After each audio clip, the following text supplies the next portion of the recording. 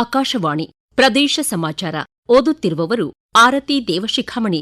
ಹಾವೇರಿ ಜಿಲ್ಲೆಗೆ ಹುಬ್ಬಳ್ಳಿ ವಿದ್ಯುತ್ ಸರಬರಾಜು ಕಂಪನಿ ನಿಯಮಿತ ಹೆಚ್ಚಿನ ಅನುದಾನ ಒದಗಿಸಿದೆ ಎಂದು ಹೆಸ್ಕಾಂ ವ್ಯವಸ್ಥಾಪಕ ನಿರ್ದೇಶಕಿ ಎಂಎಲ್ ವೈಶಾಲಿ ತಿಳಿಸಿದ್ದಾರೆ. ಹಾವೇರಿ ಜಿಲ್ಲಾ ಉಸ್ತುವಾರಿ ಸಚಿವ ಶಿವಾನಂದ ಪಾಟೀಲ್ ಅಧ್ಯಕ್ಷತೆಯಲ್ಲಿ ಜಿಲ್ಲಾ ಪಂಚಾಯತ್ ಸಭಾಂಗಣದಲ್ಲಿ ನಡೆದ ಸಭೆಯಲ್ಲಿ ಅವರು ಮಾತನಾಡಿದರು. ವಿದ್ಯುತ್ ಸರಬರಾಜು ಕೇಂದ್ರಗಳನ್ನು ಮೇಲ್ದರ್ಜೆಗೇರಿಸಲಾಗುತ್ತಿದೆ.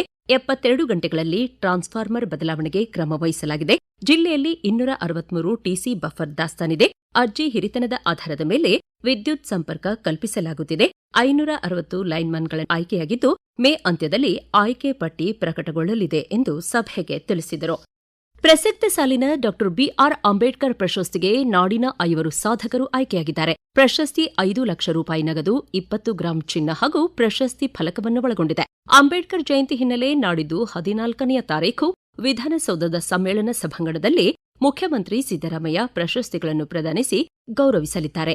ಸಮಾಜ ಕಲ್ಯಾಣ ಇಲಾಖೆಯ ಅಂಬೇಡ್ಕರ್ ಪ್ರಶಸ್ತಿಗೆ ಭಾಜನರಾದ ಬೆಳಗಾವಿ ಜಿಲ್ಲೆ ಗೋಕಾಕ್ ತಾಲೂಕಿನ ಮೂಡಲಗಿ ಗ್ರಾಮದ ಶೋಭಾ ಗಸ್ತಿ ಪ್ರದೇಶ ಸಮಾಚಾರಕ್ಕಾಗಿ ತಮ್ಮ ಸಂತಸ ಹಂಚಿಕೊಂಡಿದ್ದಾರೆ. ಒಬ್ಬರ ದೇವದಾಸಿ ಹೆಣ್ಮಗಳಾಗಿ ಈ ಒಂದು ಪದ್ಧತಿಯಲ್ಲಿ ತೊಡಗಿದ್ನೆ. 1991ರಲ್ಲಿ ಕರ್ನಾಟಕ ರಾಜ್ಯ ಮಹಿಳಾ ಅಭಿವೃದ್ಧಿ ನಿಗಮ ಮತ್ತು ಮೈರಾಡ ಅನ್ನೋ ಸಂಸ್ಥೆ ಬೆಳಗಾಂ ಜಿಲ್ಲೆಯಲ್ಲಿ 3600 ಜನ ದೇವದಾಸಿ ಹೆಣ್ಮಕ್ಳನ್ನು ಗುರುತಿಸಿ ವಾಲಂಟಿಯರ್ಸ್ ಆಗಿ ಕೆಲಸ ಮಾಡಕಂತ ತಗೊಂಡ್ರು. ಆ ಕೆಲಸ ಮಾಡುವಾಗ ಮೂಢನಂಬಿಕೆಗೆ ಬಲಿ ಆಗ್ತಾ ಇದ್ದೀರಿ, ಶಿಕ್ಷಣದಿಂದ ನೀವು ವಂಚಿತರಾಗಿದ್ದಾರೆ, ಅದಕ್ಕಾಗಿ ಇಂಥ ಪದ್ಧತಿಗಳನ್ನ ಮಾಡಬಾರ್ದು, ಹಾಡು ಹೇಳೋದಾಗ್ಲಿ, ಭಿಕ್ಷೆ ಬೇಡೋದಾಗ್ಲಿ, ಬಳಿ ಹೊಡ್ಕೊಳ್ಳೋದಾಗ್ಲಿ, ಹಿಂಗೆಲ್ಲಾ ಮಾಡ್ಕೊಂಡು ತಿರುಗಾಡೋದಕ್ಕಿತ್ರ ಸಮಾಜದಲ್ಲಿ ಘನತೆ ಮತ್ತು ಗೌರವದಿಂದ ಬಾಳ್ಬೇಕು, ಸಮಾಜ ನಿಮಗೆ ಒಳ್ಳೆ ದೃಷ್ಟಿಯಲ್ಲಿ ನೋಡ್ಬೇಕು ಅನ್ನೋ ಅಂತ ಒಂದು ಮನವರಿಕೆ ಮಾಡಿತ್ತು. ಹಂಗಾಗಿ ನಾವೆಲ್ಲರೂ ಸ್ವಲ್ಪ ಎಚ್ಚೆತ್ತುಕೊಂಡ್ವಿ. ನಮ್ಮ ಕುಟುಂಬದಲ್ಲಿನೂ ಅವೇರ್ನೆಸ್ ಆಯ್ತು. ಬೆಳಗಾಂ ಜಿಲ್ಲೆಯಲ್ಲಿ ಪರಿವರ್ತನೆ ಆಗಿದಂತ ಒಂದು ದೇವದಾಸಿ ಹೆಣ್ಮಕ್ಳನ್ನ ಕರೆದ್ ಬಿಟ್ಟು ನಾವು ಸಂಸ್ಥೆಯನ್ನ ಹುಟ್ಟು ಹಾಕಿದ್ವಿ.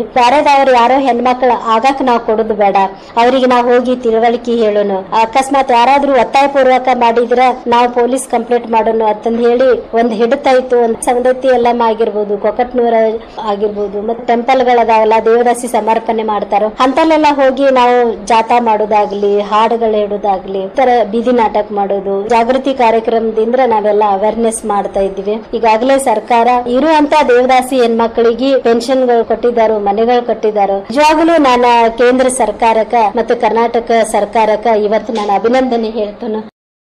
ಮಂಗಳೂರಿನ ಟಿಎಂಎ ಪೈ ಕನ್ವೆನ್ಷನ್ ಸೆಂಟರ್ನಲ್ಲಿ ಆಯೋಜಿತ ಅಂತಾರಾಷ್ಟೀಯ ಫಿಸಿಯೋಥೆರಪಿ ಸಮ್ಮೇಳನ ಮಂಗಳೂರು ಫಿಸಿಯೋಕಾನ್ 2026ಕ್ಕೆ ವಿಧಾನಸಭಾಧ್ಯಕ್ಷ ಯುಟಿ ಖಾದರ್ ಚಾಲನೆ ನೀಡಿದರು. ಬಳಿಕ ಮಾತನಾಡಿ, ಫಿಸಿಯೋಥೆರಪಿ ಕ್ಷೇತ್ರದಲ್ಲಿ ಭಾರತ ಮಾತ್ರವಲ್ಲದೆ ವಿಶ್ವದಲ್ಲಿಯೇ ವಿಪುಲ ಅವಕಾಶಗಳಿವೆ.